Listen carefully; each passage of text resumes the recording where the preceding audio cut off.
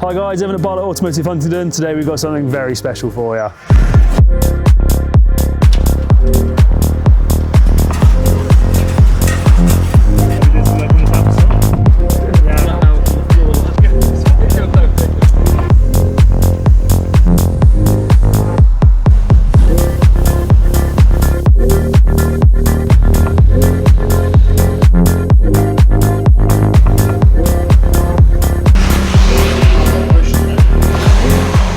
So we've got this Taycan Turbo GT, it's an 1100 brake model of the Taycan.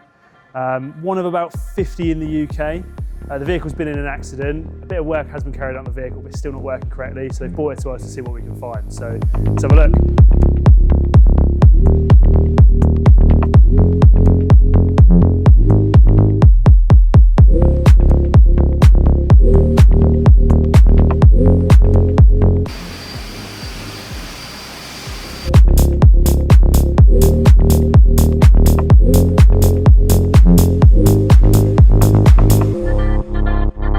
So having looked at the fault memory of the vehicle, there are a lot of faults in there.